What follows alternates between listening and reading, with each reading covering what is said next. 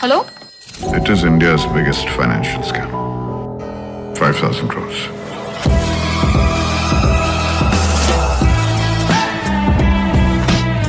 Funds किसके हैं? Every single penny belongs to the people of India.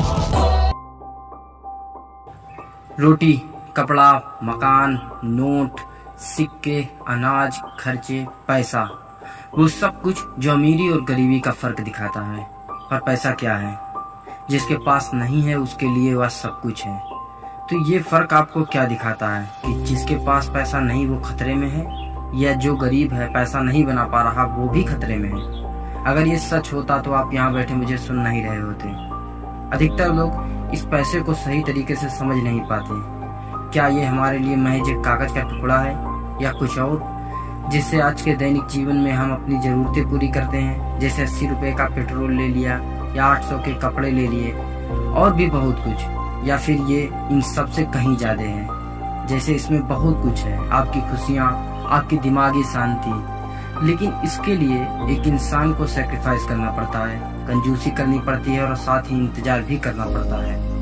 पैसा आपका दिमाग शांत नहीं करता और ना ही आपके लिए खुशियाँ खरीद सकता है, लेकिन पैसा एक ऐसी चीज है जो एक इंसान के फैसले में बदलाव लाने की ताकत रखता है। 90 के दशक का तकरीबन 500 करोड़ का हर्षद मेहता का स्कैम आज के तमाम लाखों करोड़ों के स्कैमों के सामने छोटा नजर आता है, परंतु विलन होते हुए भी हर्षद मेहता अपनी कहानी का हीरो था। वह कैसे जीरो से हीरो बना और फिर हीरो से विलन, और कैसे उसने इतना बड़ा एम्पायर खड़ा किया, आज हम उसी के बारे में बात करेंगे। हर्षद मेहता का इतना बड़ा इतिहास लिखने और बनाने में कोई एक दिन नहीं लगा। हर्षद का मार्केट में आने के बाद उसका यही मकसद था कि वो किस तरीके से इतिहास बना सके।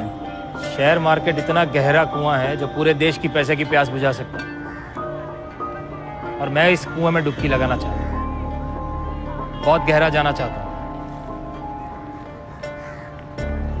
देख, मैं हिस्ट्री बनाना चाहता हूं, और हिस्ट्री ऐसे ही नहीं बनती, लोगों को साथ लेकर चलना पड़ता है। मैं 100 ऐसे लोगों की सेना बनाना चाहता हूं जो अपना 100% देने को तैयार है, फिर अपन 1001% हिस्ट्री बनाएंगे। हर्षद का मार्केट में आने के बाद उसका यही मकसद था कि वो किस तरीके से इतिहास बना सके, और उसने इसी चीज के लिए स्ट्रगल किया, क्योंकि वो इतिहास बनाना चाहता था तो उसका एक ही लक्ष्य था, और यही इतिहास बनाने में हर्षद फेल भी हुआ।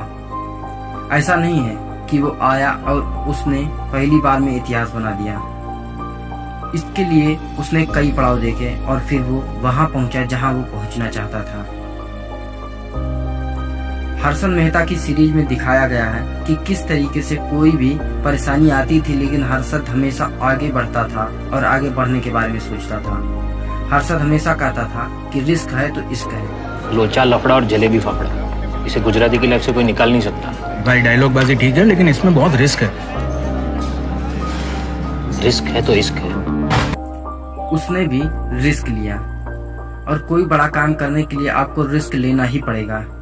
रिस्क लेना आपके लिए बहुत जरूरी है, और हर्षद ने हमेशा से रिस्क लिया, तभी वो वहां तक पहुंच पाया जहां वो पहुंचना चाहता था। जो लोग रिस्क नहीं लेते, बस सिर्फ ऑप्शन ढूंढते रहते हैं, वो वहीं बस रुके रह जाते हैं। और साथ ही हर्षद मेहता के पास पूरा प्लान था, तब उसने इतना बड़ा रिस्क लिया। इन सारी चीजों से हर्षद मेहता ने इतना पैसा और विश्वास कमाया कि वो लोगों के लिए सेलिब्रिटी बन गया। 1990 के दशक में हर्षद मेहता की कंपनी में बड़े इन्वेस्टर पैसा लगाने लगे थे, मगर जिस वजह से हर्षद मेहता का नाम स्टॉक मार्केट में छाया, वो एसीसी में उनका पैसा लगाना था। हर्षद मेहता के एसीसी के पैसा लगाने के बाद मानो एसीसी के भाग्य भी बदल गए हों, क्योंकि एसीसी का जो शेयर 200 रुपए का था, उसकी कीमत कुछ ही समय में 9000 हो गई। 1990 तक आते आते हर्षद मेहता का नाम हर बड़े अखबार, मैगजीन के कवर पेज पर आए दिन आने लगा। स्टॉक मार्केट में हर्षद मेहता का नाम बड़े अदब से लिया जाने लगा।